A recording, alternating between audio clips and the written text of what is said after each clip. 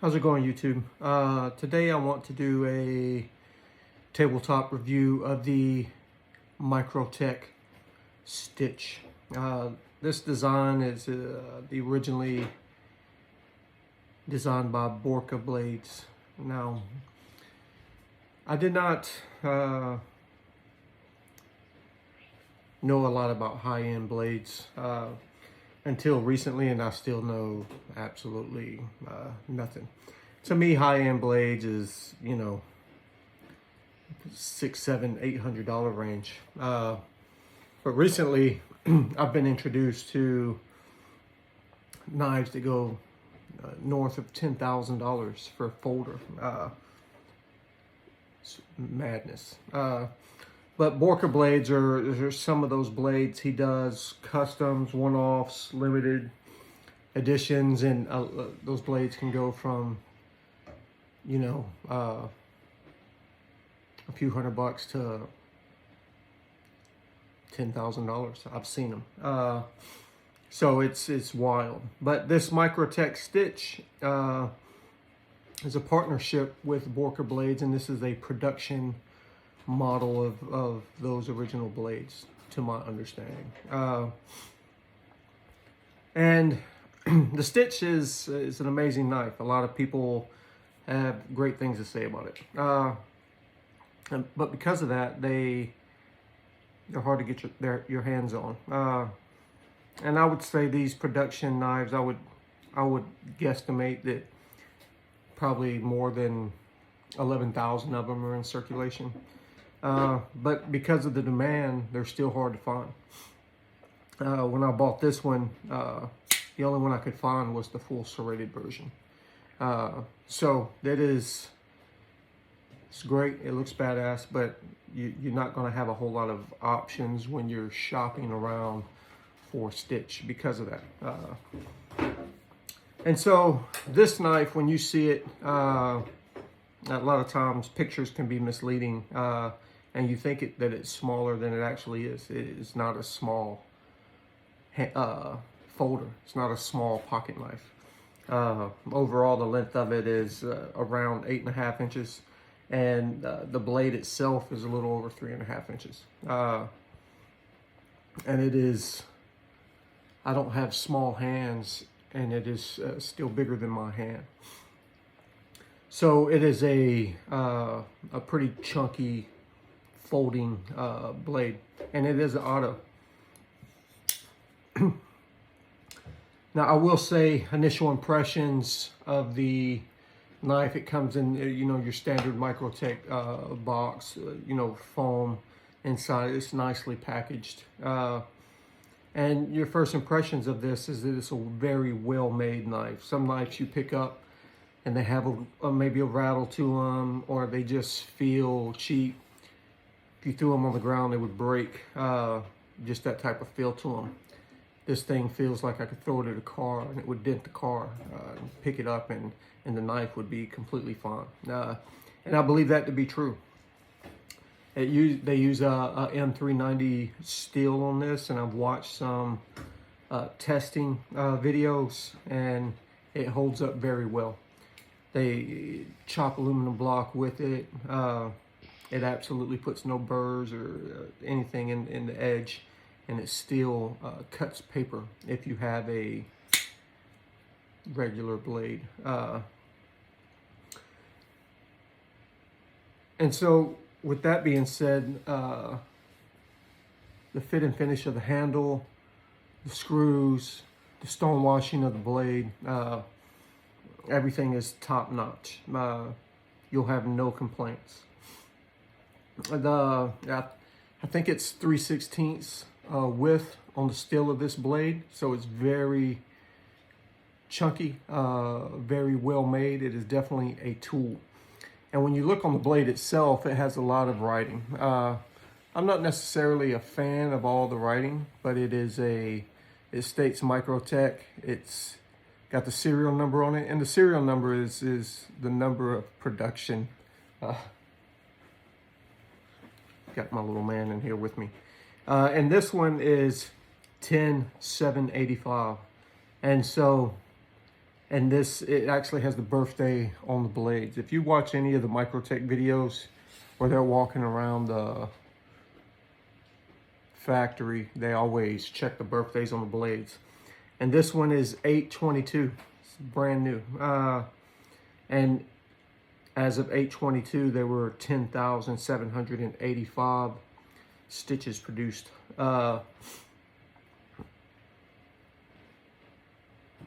And that is cool to have the date on the blade. As if you watch Microtech videos on YouTube, they have something they call a pocket check, where they walk around and they check different employees' pockets to see what they're carrying. And quite often they'll ask them, what's the birthday on your blade? Because some are out of production, some are very limited, and some are very expensive. And so they're more unique than others.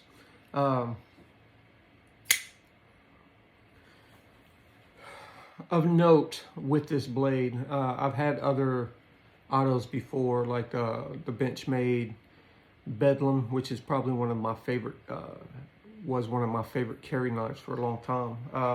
I've had a couple of those.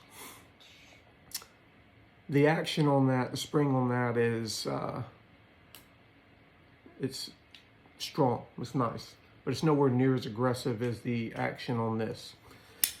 It is very unlikely that you will accidentally deploy this blade in your pocket or whatever. This button requires quite a bit of force to actuate the blade. And when you do, you should be holding on to this thing fairly securely. It'll jump right out of your hand. And I think that's a good thing. There's a lot of R&D that's gone into this this knife. So we'll start from the tip. This clip, the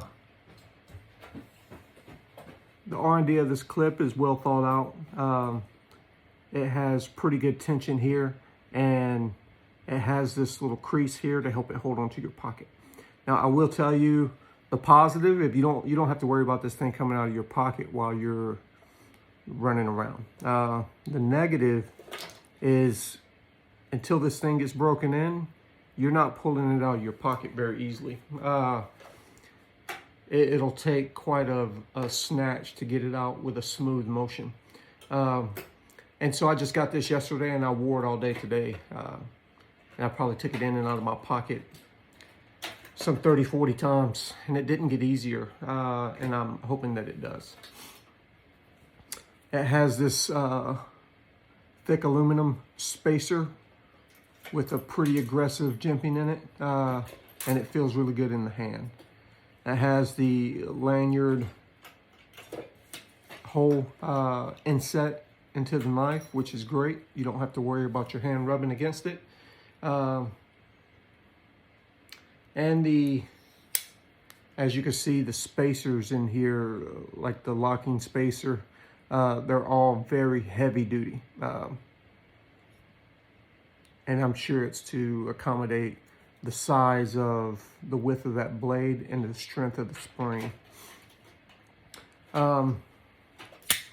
The shape of the blade is pretty aggressive. It's pretty badass looking. This one is the full serration. There's positives and negatives to that as well, as you can probably guess. And I probably would not have chosen the full serration if I had other options, but now that I have it, I like it a lot. I would not necessarily be a fan of the thumb groove here unless they were intentionally made it to try to reduce weight. But I would say that for auto, it's not really needed. Now, I would guess that if you're in some type of survival situation or something, and this is what you had on you, this would be great to anchor it to a stick to make some sort of a spear out of. Maybe like most survival knives have, but other than that, I don't see a real purpose for it. The R&D into the knife itself is pretty amazing. How it fits in your hand and how you choke up on this thing, you do not have to worry about this thing slipping out of your hand. Blood, water, sweat, whatever's in your hand, with or without gloves, your hand will not come off of this thing. Very well thought out. You can definitely put a lot of force and pressure into this knife without worries of it coming out of your hand and you cutting yourself or getting secondary sticks, things of that nature. It is very, very well made, and the R&D on it and the way it fits your hand is amazing.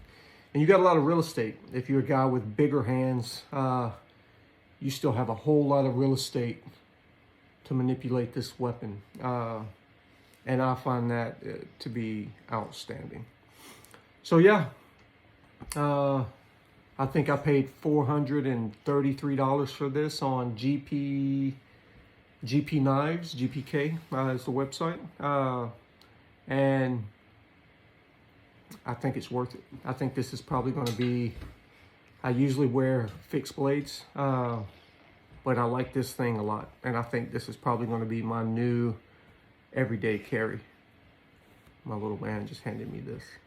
I think this is going to be my new everyday carry. So if you're on the fence about getting a Microtech Stitch, my advice would be to get one. I recommend. Thanks.